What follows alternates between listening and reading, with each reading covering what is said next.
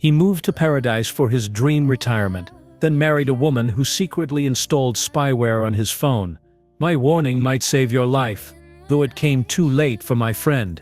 I tried to warn him at that pool party. I recognized her calculated facade immediately. My gut screamed danger as I watched her performance. Those warnings fell on deaf ears. Despite clear red flags, he couldn't see the manipulation unfolding before him. Love can blind us to obvious dangers until it's too late. Today I'm sharing the full story of how a good man lost everything to a narcissist in the Philippines. Paradise found. The expat's arrival. Max was 54 when he stepped off the plane in Manila. After a successful career as a mechanical engineer in California, working on high-performance engines for race cars, he'd spent months researching his next chapter. The Philippines kept appearing at the top of his list. The tropical climate, the affordable cost of living, and most importantly, the reputation of warmth and hospitality among the Filipino. Unlike many expats who drift to Southeast Asia after personal setbacks or financial troubles, Max arrived with a substantial nest egg and a clear vision. He wanted more life in his remaining years, not merely additional time on Earth. That simple philosophy had guided his bold decision to transplant himself halfway across the world. Max's personality made him an ideal candidate for expatriate life. Adaptable and genuinely curious about other cultures, he approached differences with respect rather than judgment. His Filipino neighbors quickly warmed to the tall American with a ready smile who tried his best at basic Tagalog phrases, often mangling the pronunciation but persisting in his efforts to learn. The Philippines held specific appeal for Max beyond the practical considerations. He developed a fascination with the country after working alongside Filipino engineers in California. Their stories of family gatherings that lasted entire weekends, coastal villages where everyone knew each other, and a pace of life that prioritized relationships over efficiency resonated deeply with him. After decades in the high-pressure world of precision engineering, the prospect of a place where Filipino time meant relaxed scheduling felt like permission to finally exhale. Within 3 weeks of arrival, Max had secured a comfortable 2-bedroom condo in Makati, Manila's business district. He chose the location strategically, close to expatriate amenities, while still immersed in authentic Filipino life. From his 19th-floor balcony, the city sprawled beneath him in a tapestry of lights and movement. The constant symphony of horns from jeepneys, painted in kaleidoscopic colors, the aroma of street food vendors setting up their evening stalls, and the melodic cadence of Tagalog conversations drifting up from below became the soundtrack to his new life. The early days were a blur of practical matters, establishing reliable internet, finding his morning coffee spot, learning to navigate the organized chaos of Manila's transportation system. Max approached each challenge methodically, applying the same problem-solving skills that had served him throughout his engineering career. Within a month, he'd established comfortable routines while maintaining a sense of adventure about his surroundings. What Max hadn't fully prepared for was the attention he received as a single, financially comfortable American man. The dating possibilities seemed flattering after years in California's competitive dating scene where, as he put it, men my age are practically invisible unless they own a yacht. His messages on dating apps received immediate responses, and casual conversations in cafes often led to expressions of interest. "I feel like I've suddenly become a rock star at 54, he joked during one of our early conversations. "I recognize some interest might be about potential financial security, but there's also something genuine about the connections. People here value maturity and stability in a refreshing way." In the Philippines, where economic disparities and complex social dynamics color many expatriate local relationships, Max believed he could navigate carefully and find authentic connection. He dated respectably, choosing cultural events and proper restaurants rather than the bears that attract the type of expatriate local interactions Manila has become known for. His approach to finding a partner remained as organized as his approach to everything else. He sought someone educated who could engage with his interests, someone with her own career or aspirations, someone who showed genuine curiosity about him beyond his nationality and financial status. He wanted a true partner, not a dependent or a transaction. What Max couldn't anticipate was how vulnerability operates in unfamiliar cultural territory. In America, he had decades of experience reading social cues and relationship dynamics. Here, different expressions of interest, different communication styles, and his own desire to find connection created blind spots he didn't recognize. The expatriate community tried to help. Weekend barbecues and Thursday happy hours at Howsett Sports Bar became fixtures in Max's calendar. There, established expats shared cautionary stories: the engineer who lost his retirement to a girlfriend's endless family emergencies, the professor whose wife revealed a dramatically different personality once married. Max listened politely but harbored the belief that his situation was different. "Those guys didn't do their due diligence," he told me with the confidence of someone who had spent a career troubleshooting complex systems. "I won't make the same mistakes." Within 3 months, Max had become remarkably comfortable in his new environment. He'd found a favorite barber, negotiated with market vendors in broken Tagalog, and joined a weekend hiking group that explored trails outside the city. His rapid adaptation, while impressive, carried its own danger: the false confidence that he fully understood the culture after just a few months of immersion. Cultural differences in relationships go beyond surface elements like food preferences or holiday traditions. The deeper aspects involve beliefs about how relationships function, what commitment means, and how conflict should be handled. Max's understanding of these elements was still developing when he met her. It was at a charity function for a local children's hospital, the kind of event attended by expats and upper-middle-class Filipinos alike. Max had gone at the invitation of his language teacher, who thought it would be good practice for his Tagalog. He didn't go looking for romance that evening. Perhaps that's why he was so unprepared when she approached him with a glass of wine and a smile that, as he later described it, made the entire room disappear. The first meeting. A carefully crafted image. That smile that made the room disappear wasn't just Maria's natural reaction to meeting Max. It was the owning move in a carefully choreographed performance. While Max experienced what felt like authentic chemistry, Maria was executing precisely what psychologists recognize as a narcissist's initial charm offensive, presenting an idealized version of herself tailored specifically to his desires and vulnerabilities. Maria introduced herself as a hospital administrator who volunteered at the children's charity in her spare time. She had researched the guest list and identified Max as a new expat with resources. Her approach appeared spontaneous, but her preparation was meticulous. She asked about his work in engineering with just enough technical knowledge to impress him while maintaining the appearance of genuine curiosity. "I've always admired people who understand how things work," she told him, touching his arm lightly as she spoke.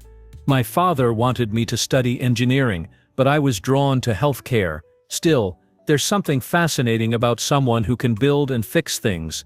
Maria had perfected what she called her first impression package.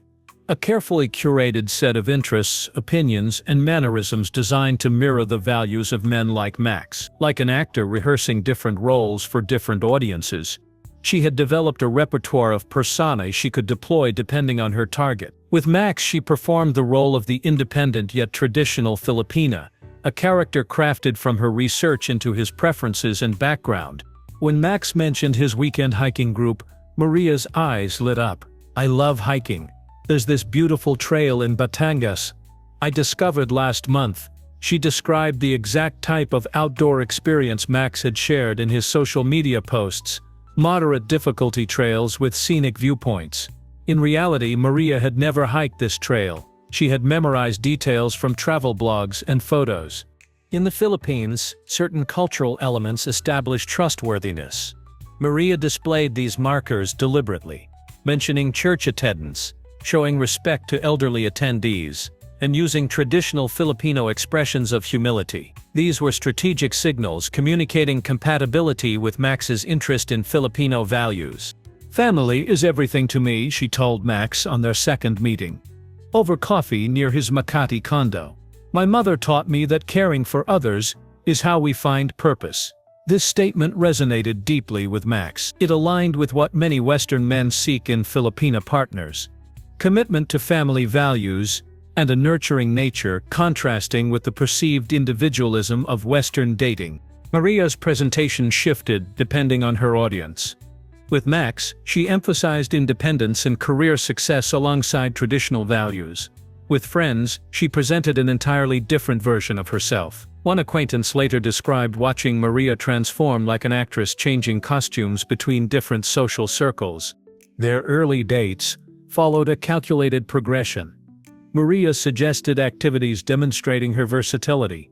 An art exhibition showed cultural sophistication, while cooking traditional Filipino dishes showcased domestic skills. Every experience reinforced the image of a woman simultaneously modern and traditional, independent yet family-oriented, the combination Max had described wanting. Max introduced Maria to his expat friends after 3 weeks. While most were charmed, I noticed inconsistencies in her stories. When discussing her childhood, she told Max she grew up in a middle-class neighborhood in Quezon City, but told another guest her family had struggled financially in a provincial area. When questioned, she smoothly attributed this to a misunderstanding about which periods of her life she was discussing. The matriarchal influence common in Filipino families became another element. Maria leveraged. She demonstrated financial savvy and decision-making confidence that impressed Max. She's not dependent, but she's not domineering either, he told me, missing how her displays of competence were selectively deployed to maintain her facade as the ideal partner. These carefully calibrated behaviors masked emerging red flags. Maria called Max multiple times daily with trivial questions or updates. When he didn't answer immediately, she sent follow-up messages expressing worry about his safety. This behavior, which would later escalate to controlling surveillance, was initially misinterpreted by Max as endearing concern.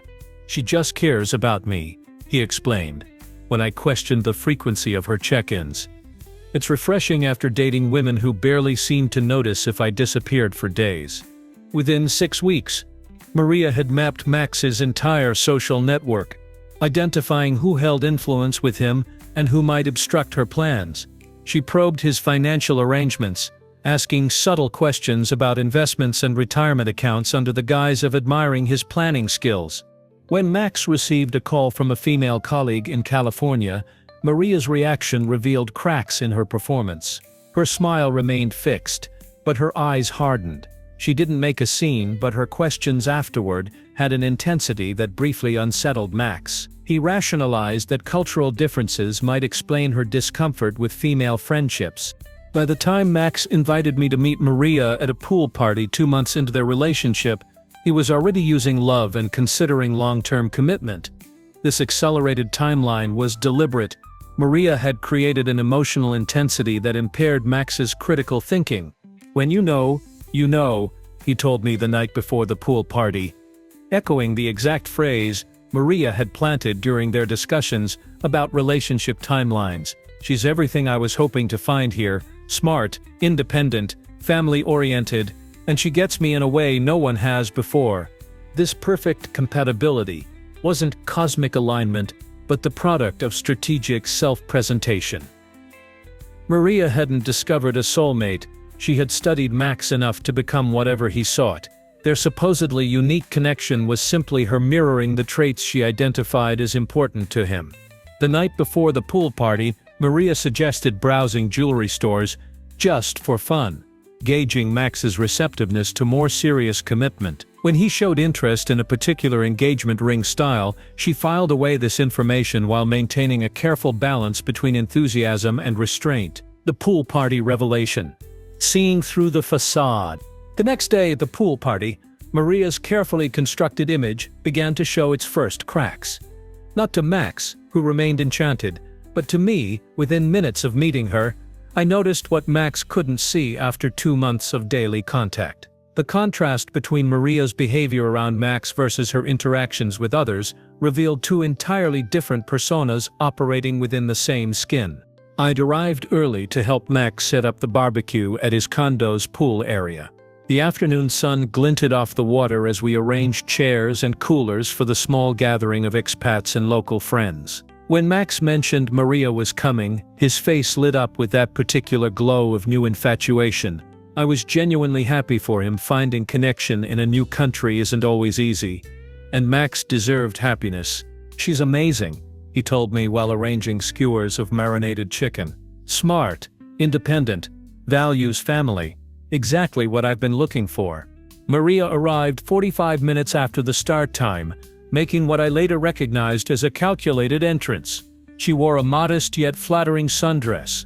Sunglasses perched atop her head, carrying a homemade dessert. Max practically dropped the tongs when he saw her, rushing over to introduce her to everyone. What struck me immediately was her chameleon-like ability to transform. When Max briefly left to grab drinks, her warm smile cooled instantly, her posture stiffened, and her eyes darted around the gathering, assessing each person with clinical detachment. The moment Max returned, the attentive girlfriend persona snapped back into place with frightening precision. During lunch, I observed Maria's interactions closely. With Max present, she listened attentively to others, laughed appropriately, and asked thoughtful questions. Without his gaze, she became hollow, checking her phone or staring blankly, until his focus returned. This wasn't casual inattention, but complete disinterest in anyone not currently useful to her. The revealing moment came during a conversation about local charities. An American expat mentioned volunteering at a children's organization in Quezon City. Maria claimed to have volunteered there too, describing specific events and staff members. When the woman mentioned she was on the board of directors and had never seen Maria at any function, Maria fabricated an elaborate explanation about working with a different branch, smoothly changing the subject.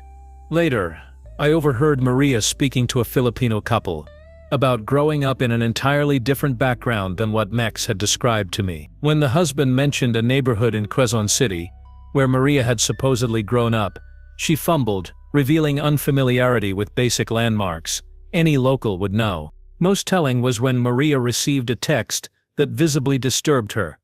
Her face momentarily contorted with rage before she noticed Max glancing over.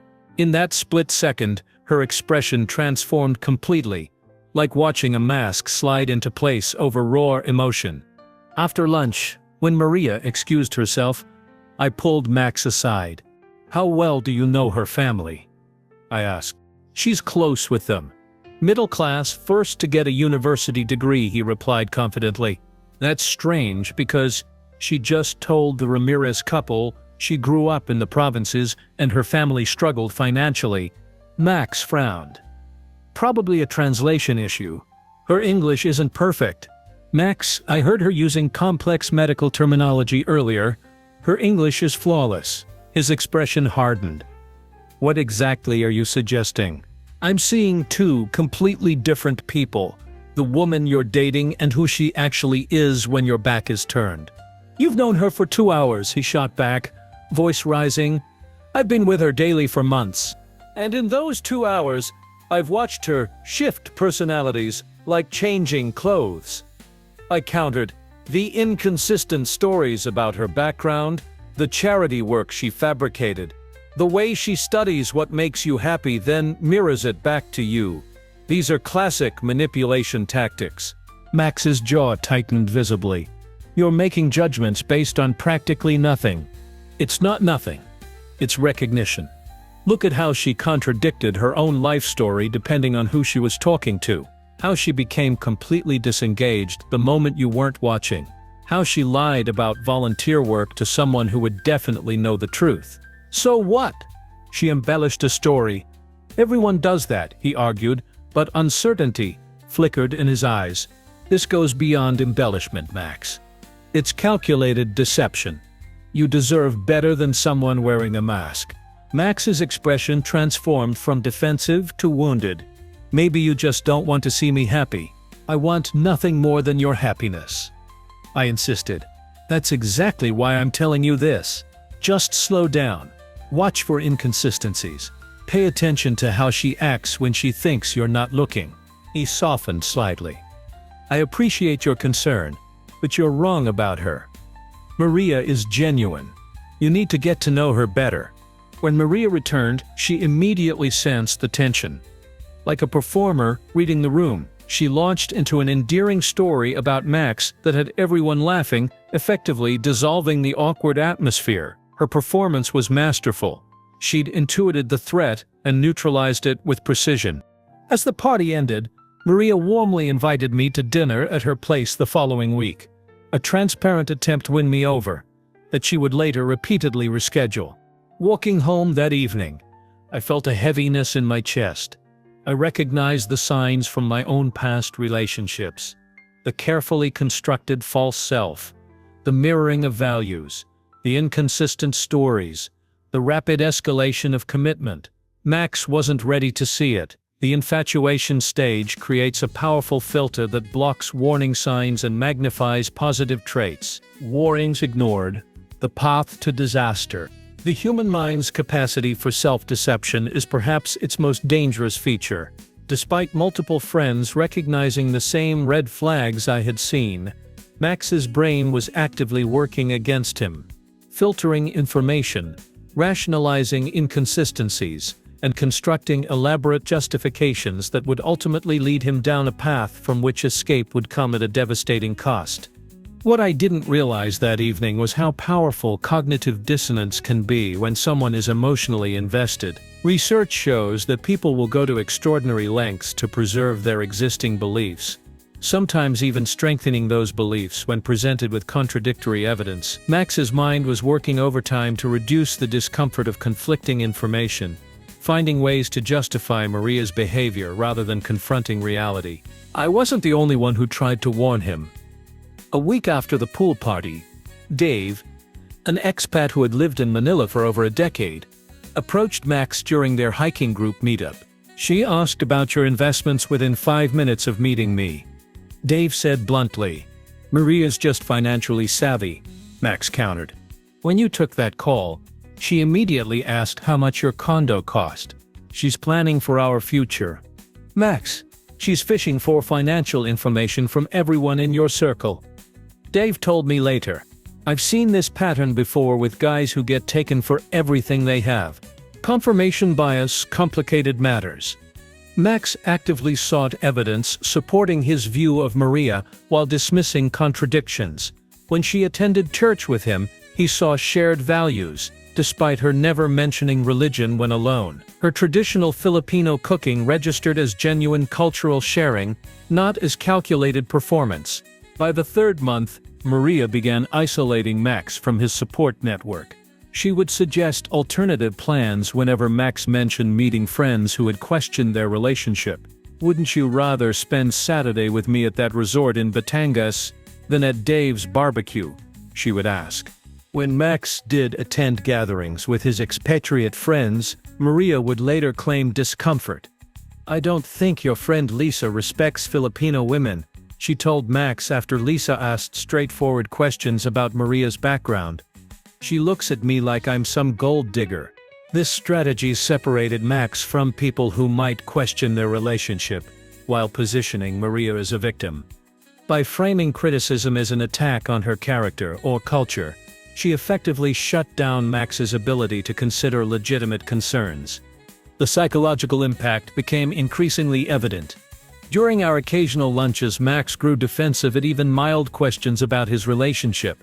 His responses became rehearsed, as if convincing himself as much as me. "She gets me in a way no one else has," he would say, avoiding specifics.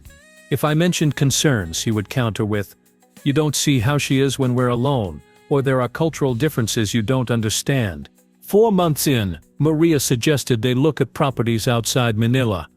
"We need our own space, away from all these distractions," she told him. The distractions, of course, were his friends and the support system that had welcomed him. Then came the wedding announcement. 5 months after meeting Maria, Max sent a group text informing his friends they had decided to get married. No engagement period, no celebration, just a civil ceremony scheduled for the following week. Several of us attempted to speak with him privately. Mark, married to a Filipina for 15 years, tried explaining cultural nuances of Filipino family dynamics Max should understand before marriage.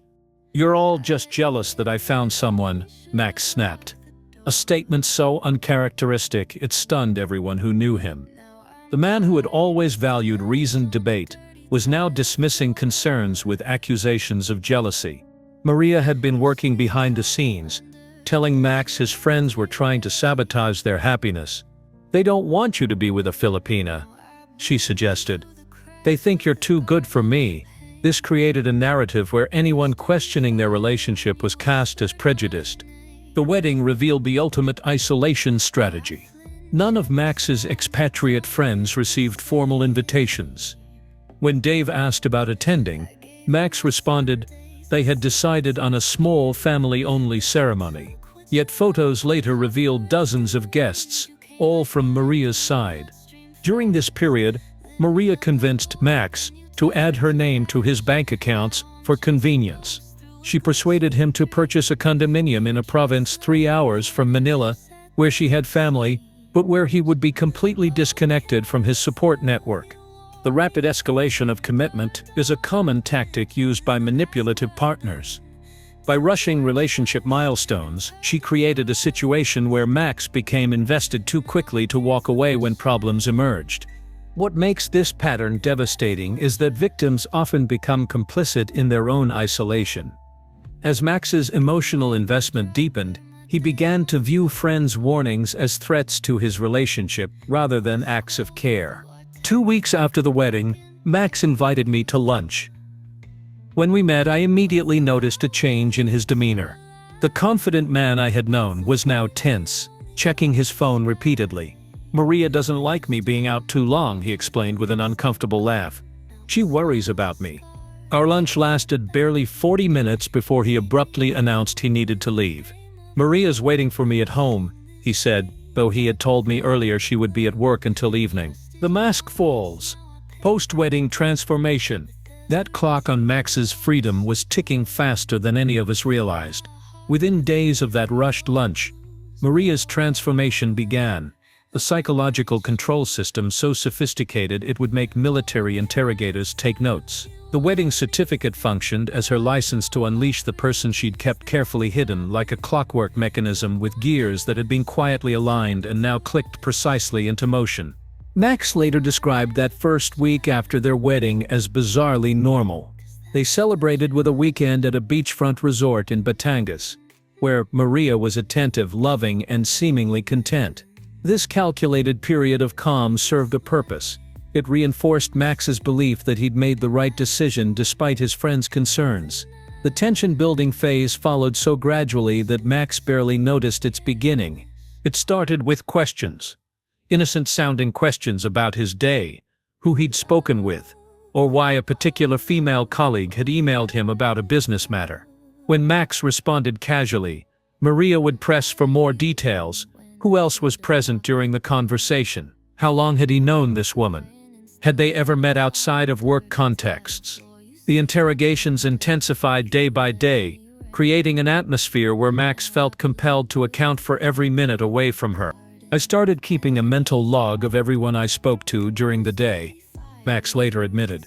"I'd rehearse explanations for ordinary interactions, because I knew I'd be cross-examined the moment I got home. It was exhausting, like preparing for a daily deposition where the charges against me kept changing." By week 3, the questions evolved into accusations. A lunch with Dave became a secret meeting she hadn't been told about. A friendly chat with a female barista was reframed as flirtation. Text messages from his sister were met with demands to see his phone immediately. When Max hesitated, Maria claimed his reluctance proved he was hiding something. The inconsistency of Maria's behavior created a devastating form of psychological stress. This control mechanism, intermittent reinforcement, kept Max perpetually off balance. One day she would be loving and affectionate, preparing his favorite meals. The next she would erupt over a perceived slight or scrutinize his phone bill for hours. This unpredictability made peaceful periods precious to Max, who began working desperately to maintain Maria's good moods. Maria's jealousy intensified beyond cultural differences or insecurity. She began calling Max's colleagues under the guise of planning surprise parties, while actually investigating his relationships and planting seeds of doubt about his loyalty. Several friends reported uncomfortable conversations where Maria subtly implied concerns about his fidelity, creating a surveillance network around him. "You never knew which Maria you were coming home to," Max explained. "The loving wife or the suspicious interrogator. I started texting her throughout the day, sending photos of where I was and who I was with, all unprompted, just to avoid triggering her suspicions." Within 2 months, Maria demanded access to all of Max's passwords, framing it as a matter of trust. When Max expressed discomfort, she launched into tearful accusations about his commitment. After hours of emotional pressure, he relented, believing this concession would resolve her insecurities. It only emboldened her. With complete access to his digital life, Maria monitored Max's every interaction, reading his emails, responding to messages from his friends, and deleting contacts she deemed inappropriate. When Max objected, Maria turned the situation around, accusing him of prioritizing privacy over their marriage. The psychological toll manifested physically. Max, once energetic and optimistic, began looking perpetually exhausted. He lost weight, developed insomnia, and spoke with a hesitation that suggested constant self-filtering. His quick sense of humor disappeared, replaced by nervous glances and anxious phone checking whenever a message arrived. This walking on eggshells existence is characteristic of the tension-building phase in abusive relationships. Each day brought new rules, accusations, and tests of loyalty with constantly moving goalposts. The unpredictability created a climate of persistent anxiety, where Max felt one misstep away from triggering her anger. "I started measuring days by whether they were good or bad Maria days," Max confided. "On good days, I felt pathetically grateful. Looking back, even the good days were controlled. I was just being rewarded for compliance." Perhaps most insidious was how Maria alternated between control and reconciliation. After severe episodes, she would transform, becoming loving and apologetic. These shifts created a powerful trauma bond. Max became emotionally dependent on these periods of relief, mistaking the absence of criticism for affection. He viewed basic moments of peace as gifts rather than minimum standards in a healthy relationship. Financial control tightened alongside emotional manipulation. Maria insisted on approving all purchases over $100, questioned pre-relationship expenses, and positioned herself as the financial authority. Within 3 months, Max was asking permission to use his own money. 4 months into their marriage, Maria executed a calculated power move. After a minor disagreement about a former colleague, she packed a bag and announced she was staying at her parents' until he could prioritize their marriage. This triggered exactly what she anticipated: Max's panic and desperate attempts to reconcile. For 9 days, Maria monitored his frantic attempts to reach friends, his searches for marriage counseling, and his increasingly desperate emails through surveillance software she'd installed on his devices. Desperate to restore peace and believing their separation signaled mutual care for the relationship, Max agreed to everything. The trauma bond strengthened, and his reality became distorted. He began to believe Maria's extreme jealousy proved her deep love, failing to recognize it as pathological control. When Maria returned, she presented it as a generous second chance rather than the conclusion of a punishment. She had conditions. Max would cut contact with certain friends, attend church counseling with her cousin's husband, and agree to greater monitoring of his activities. Digital invasion, the spyware discovery. Max's world was already shrinking by the day, but the most invasive violation was happening silently in the background of his digital life. Behind the emotional manipulation and financial restrictions lurked a technological intrusion that would shatter what little privacy he believed he still possessed. The first hints came through seemingly impossible knowledge. During an argument about a lunch meeting with a colleague, Maria quoted Max's exact words from their conversation, words he had never shared with her. Later that week, she referenced details from an email exchange with his sister that he had deliberately kept private. These weren't vague approximations. She recited specific phrases verbatim. At first, Max dismissed these occurrences as coincidences. Perhaps he had mentioned these things and simply forgotten. The human memory can be unreliable under stress, and he was certainly experiencing plenty of that. But the instances multiplied. Maria began referencing conversations he'd had while alone in his home office. She knew about job opportunities he had only researched privately. She questioned him about photos he had viewed but never downloaded. The revelation came on a Tuesday morning, when Max's phone started behaving erratically. Battery draining unusually fast, occasional overheating, apps freezing momentarily. As a mechanical engineer, Max had always been methodical about technology maintenance. He began investigating his devices systematically, running diagnostic checks that eventually led him to discover unfamiliar applications running in the background of both his phone and laptop. What he found sent ice through his veins. Hidden software was capturing keystrokes, recording audio, tracking his location, and forwarding copies of his messages, emails, and browsing history to an external account. In that moment, Max realized that Maria's omniscience wasn't supernatural. It was technological. His entire digital life had been compromised. "I felt like an open book she'd been reading all along," Max told me later. "Every page of my private thoughts, conversations, searches, all laid bare without my knowledge." The violation transformed his home from a sanctuary into a panopticon, where he was perpetually on display. The invasion of privacy cut deep. "I felt violated in a way I can't even describe," Max explained, his voice breaking. "Every moment I thought was mine alone had been shared without my consent." Under Philippine law, this type of surveillance constitutes a serious violation. The Data Privacy Act of 2012 protects personal information, while the anti-wiretapping law specifically prohibits unauthorized recording of private communications. By installing this software without Max's consent, Maria had potentially violated multiple laws. Legal considerations were far from Max's mind.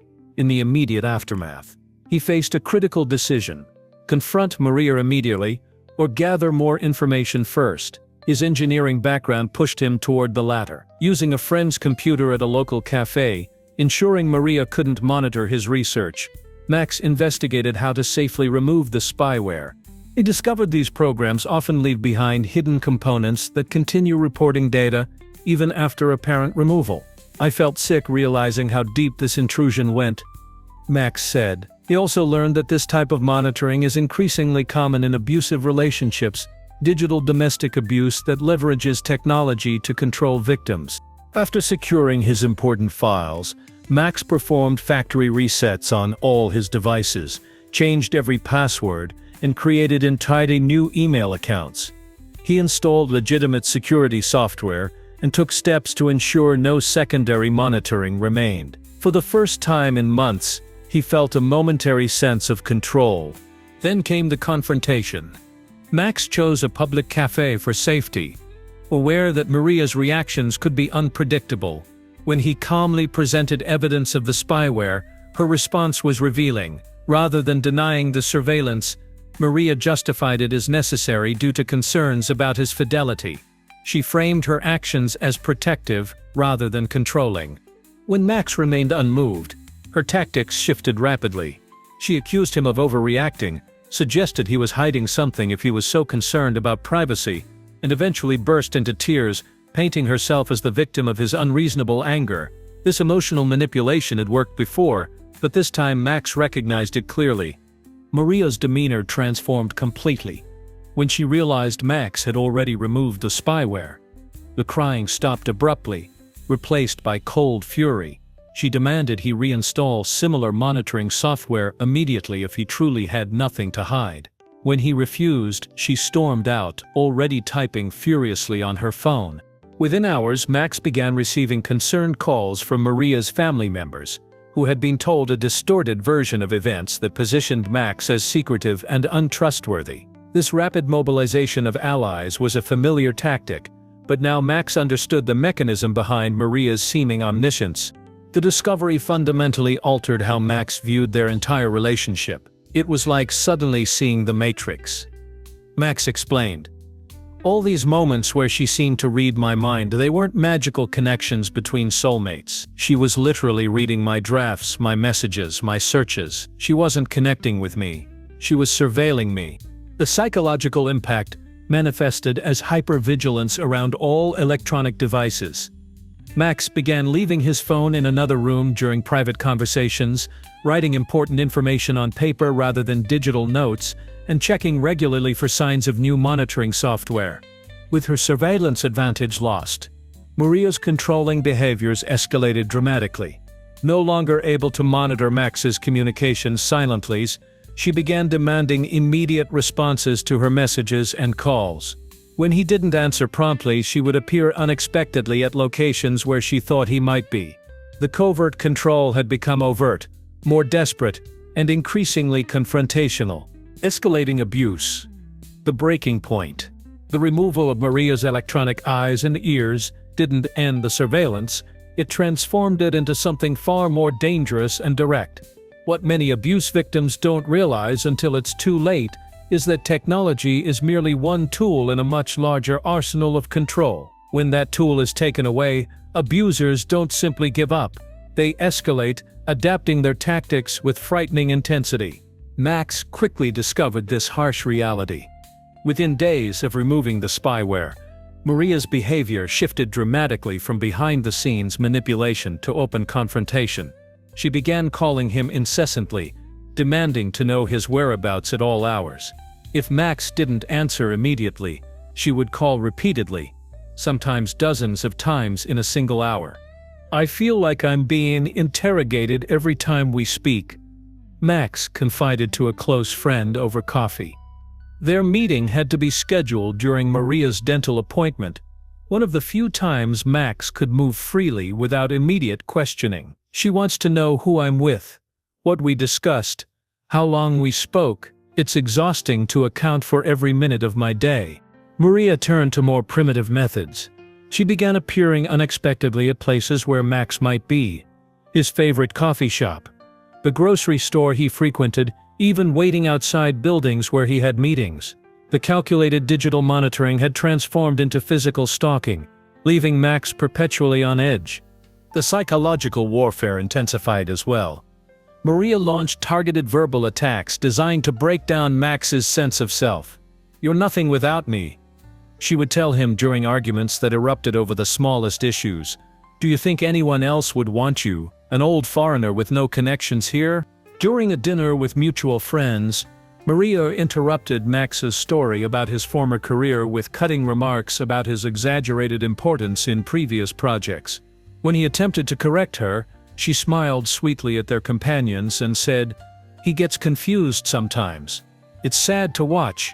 Her calculated undermining while maintaining a sympathetic facade left Max feeling both angry and helpless.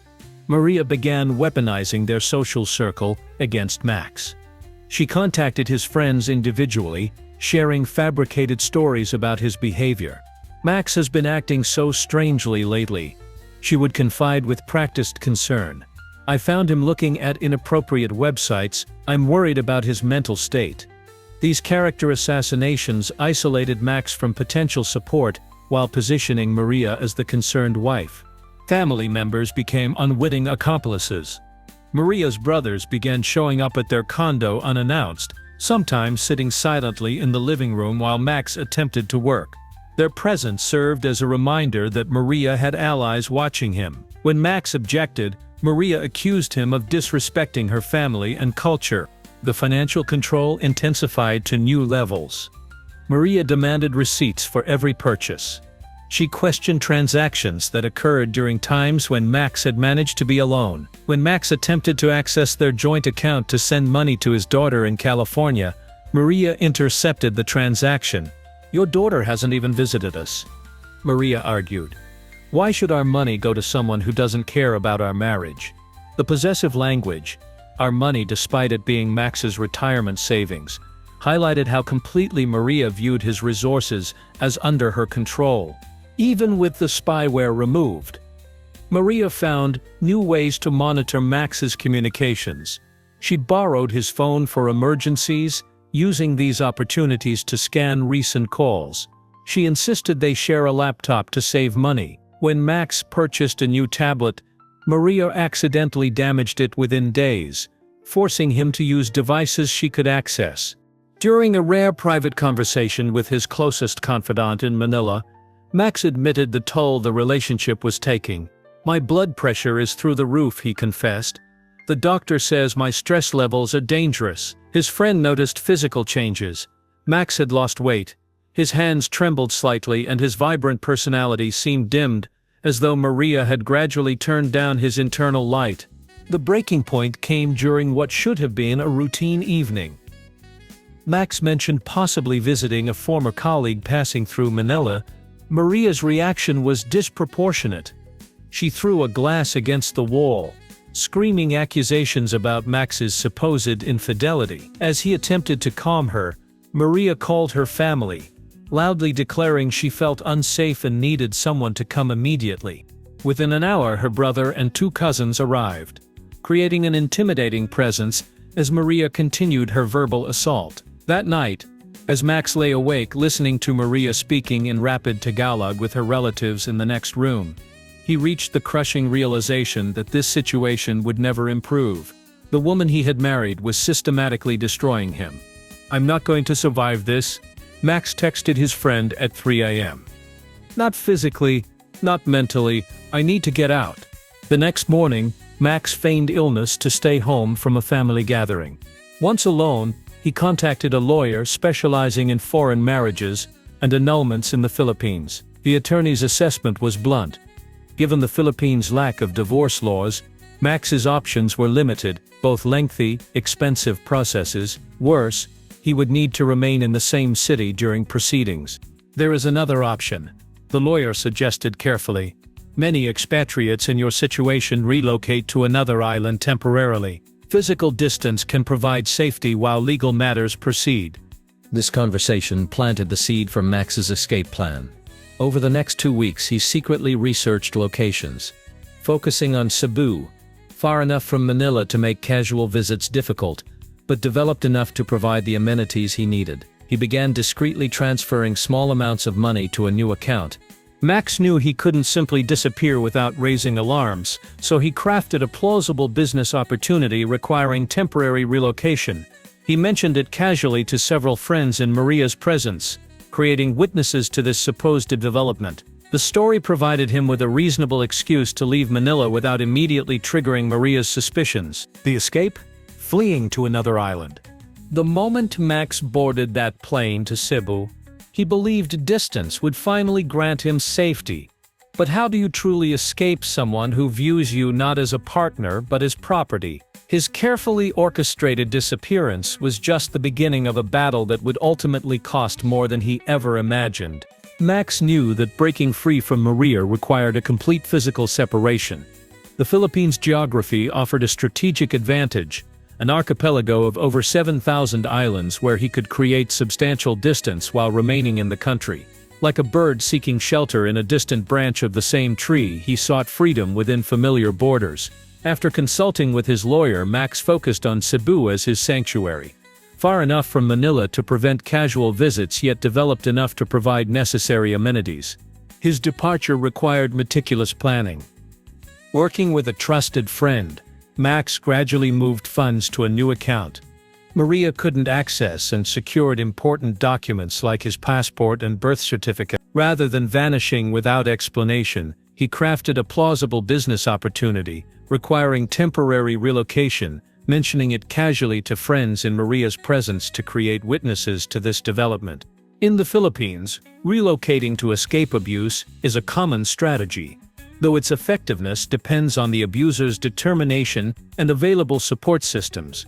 Max would soon discover that geographical distance alone creates an illusion of safety that psychological bonds can quickly shatter. Upon arriving in Cebu, Max experienced momentary relief. For the first time in months, he shipped through the night without fear of Maria appearing unexpectedly at his bedside demanding explanations for perceived transgressions. Walking down the street without constantly checking for her presence felt like extraordinary freedom. The emotional aftermath of abuse persisted despite his new location.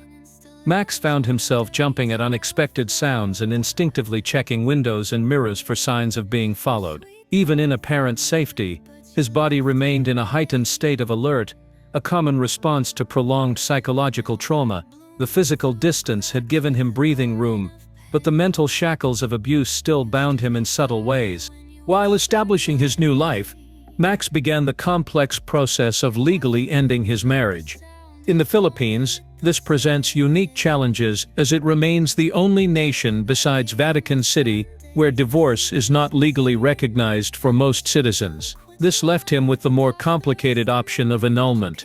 An annulment in the Philippines requires declaring the marriage void from the beginning. The process involves filing a petition, presenting evidence, and undergoing a trial where the court makes the final decision based on evidence presented. Max's lawyer advised that psychological incapacity would likely be the most applicable ground in his case.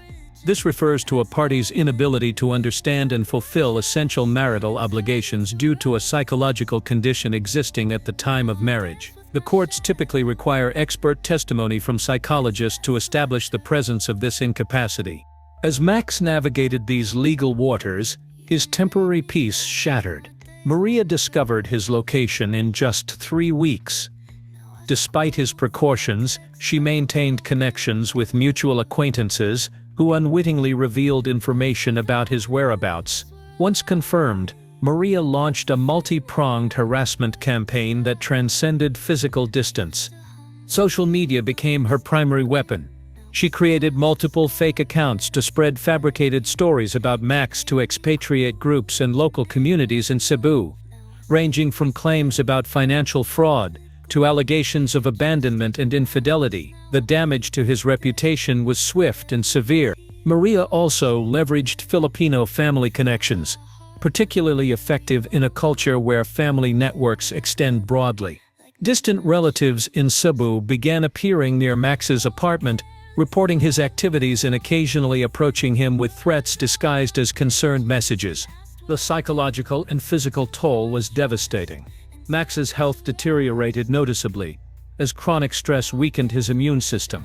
His blood pressure became dangerously elevated, and sleep disturbances returned with greater intensity, leaving him exhausted and unable to focus.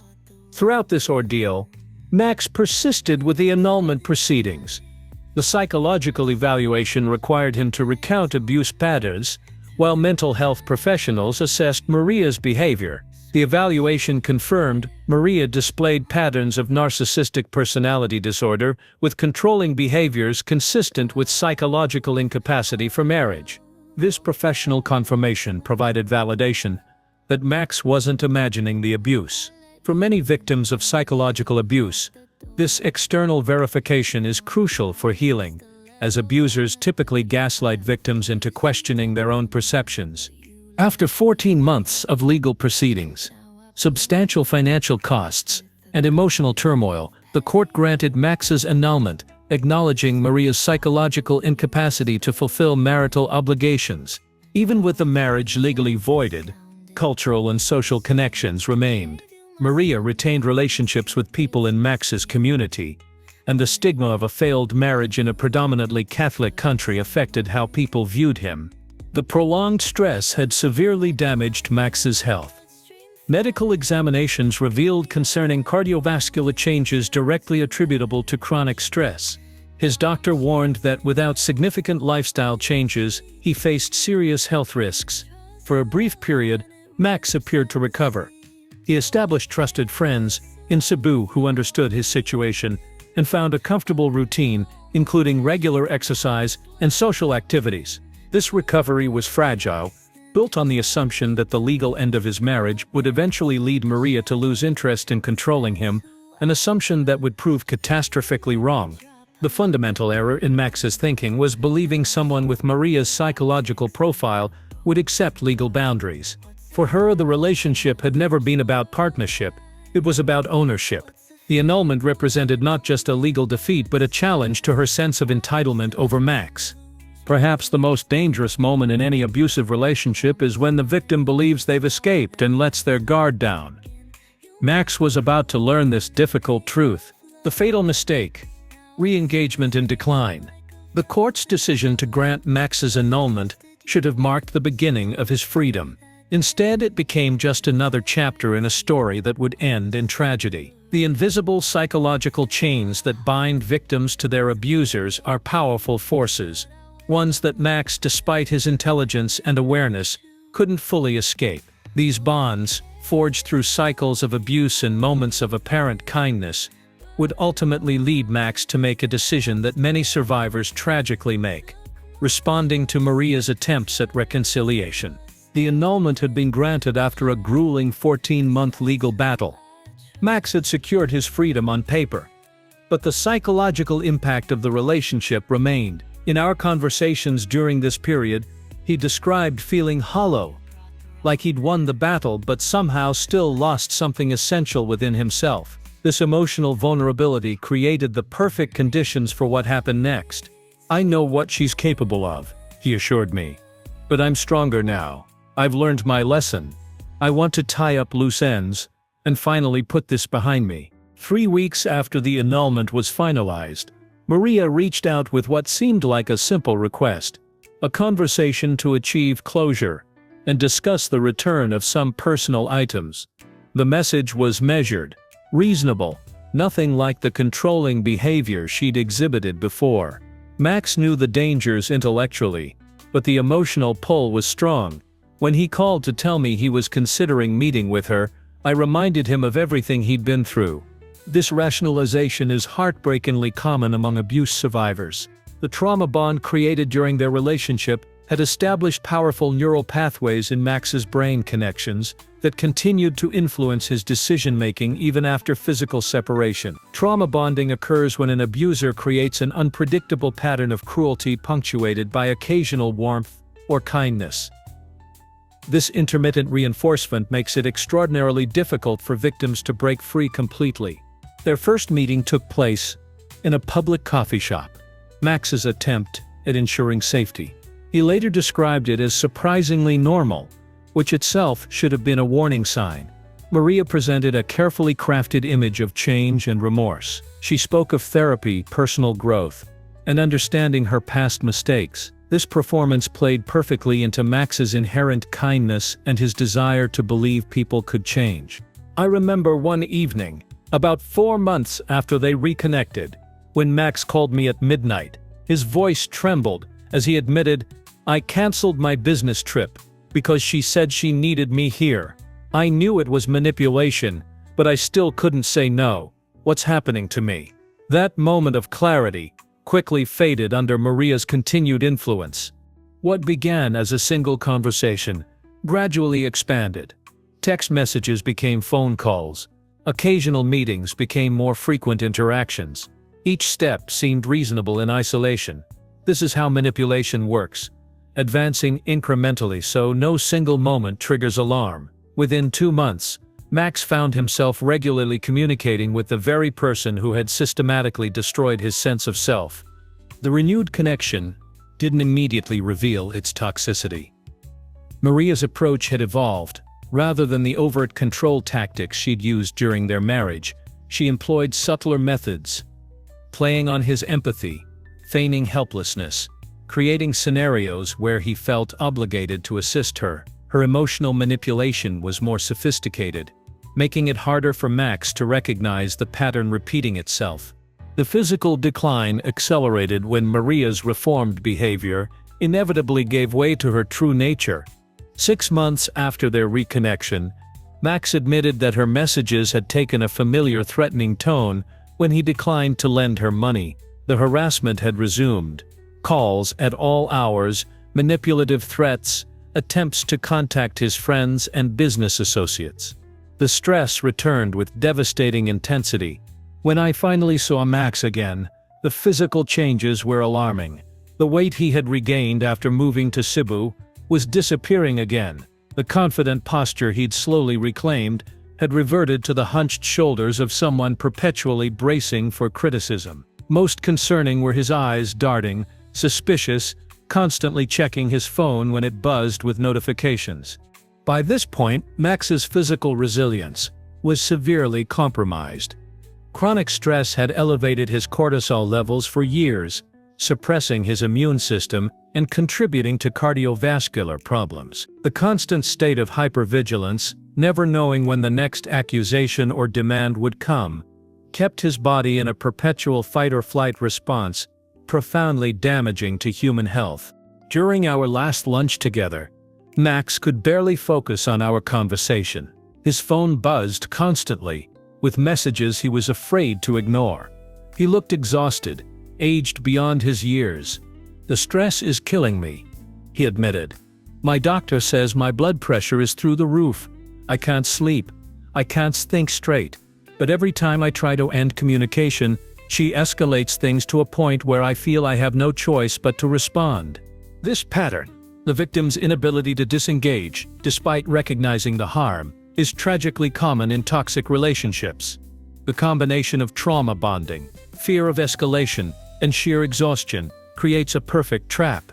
Max's inherent kindness had become a weapon used against him. 2 weeks after that lunch, Max was hospitalized with what was initially diagnosed as pneumonia. His compromised immune system, combined with his deteriorating cardiovascular health, had left him vulnerable to infection.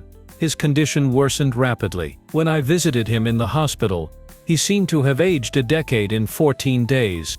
"It wasn't the annulment papers that mattered," he said weakly, his voice carrying the weight of profound realization.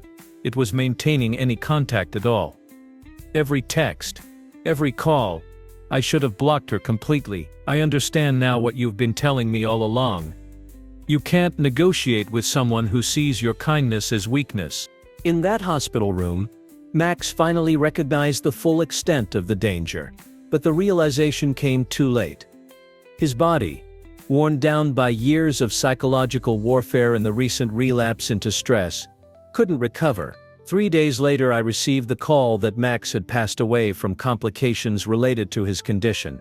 Max's story illustrates a painful truth. Escaping an abusive relationship physically isn't the same as escaping it psychologically. The bonds formed during abuse can pull victims back even when they intellectually understand the danger. His tragedy serves as a sobering reminder that maintaining any contact with an abuser, even when we believe we're strong enough to handle it, can have fatal consequences. Lessons from tragedy. Recognizing and escaping narcissistic abuse. Fatal consequences. These words should shake us to our core. Yet narcissistic abuse continues to claim victims who never saw themselves as vulnerable. The most dangerous aspect of this type of relationship isn't the obvious harm, but rather the silent warning signs we rationalize away until escape becomes nearly impossible. Red flags appear early in toxic relationships, but we often dismiss them as quirks or cultural differences. In Max's case, the inconsistencies in Maria's stories about her background revealed deliberate fabrications designed to create an appealing persona. When someone's life story changes depending on who they're talking to, it's a calculated strategy, not a miscommunication. Equally concerning is defensive behavior in response to normal questions. When Max's friends raised concerns about Maria's contradictory statements, she immediately framed these questions as attacks on her character. This hypersensitivity masks a fear of exposure. Additionally, pay attention to how a person handles your emotional needs. Maria systematically dismissed Max's feelings while demanding complete attention to her own, creating a relationship where Max walked on eggshells to avoid triggering her displeasure. Several reliable indicators of narcissistic tendencies emerge in these relationships. The refusal to self-reflect represents a cornerstone warning sign. Maria consistently positioned herself as the victim, never acknowledging how her behavior contributed to conflicts. When confronted about the spyware, she justified her invasive surveillance as protection rather than admitting to a violation of trust. Craig Malkin, clinical psychologist at Harvard Medical School, notes that this pattern of deflection and blame-shifting characterizes individuals who fundamentally believe they are never the problem. The progression from charm to control follows a predictable pattern. Maria's transition from appearing compatible to demanding access to Max's passwords wasn't a sudden change. It was the gradual revealing of her true nature once she felt secure. This escalation makes narcissistic abuse particularly dangerous by the time control becomes obvious. The victim has already been systematically isolated from their support network. The sunk cost fallacy also keeps victims trapped, the belief they've invested too much to walk away. This trap becomes particularly powerful in cross-cultural marriages where visa status, property ownership, and social integration create additional barriers. The longer the relationship continues, the more difficult escape seems, creating a dangerous cycle of increasing dependence. The danger extends beyond emotional harm.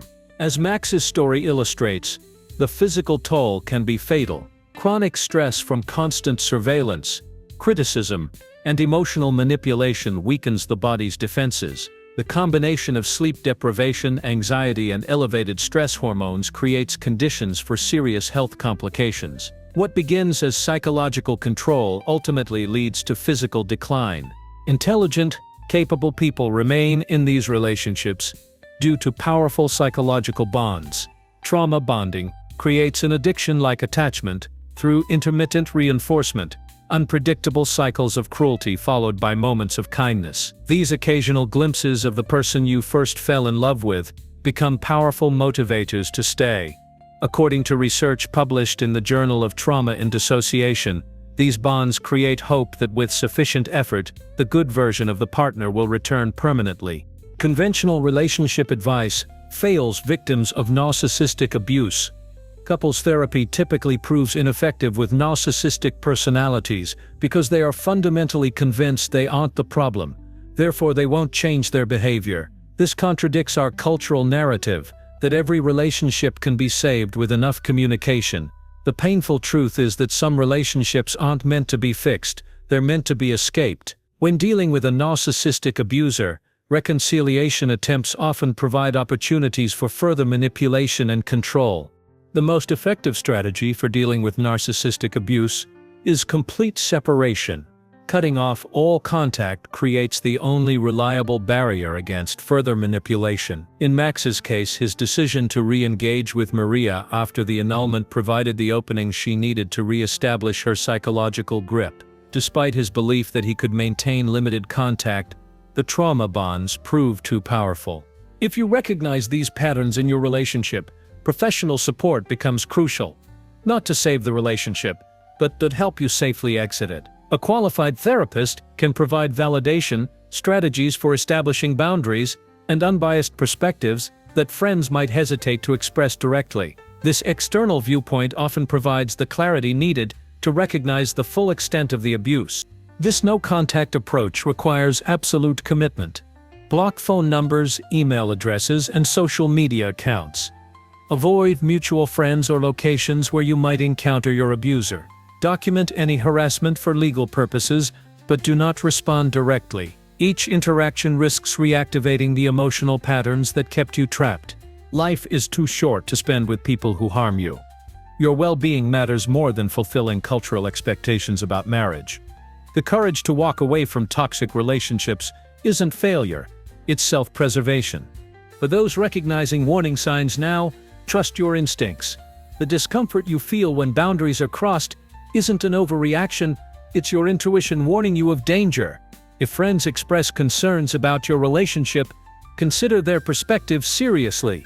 Before taking action, reach out to trusted friends, family members, or domestic abuse resources who can provide practical assistance during your transition.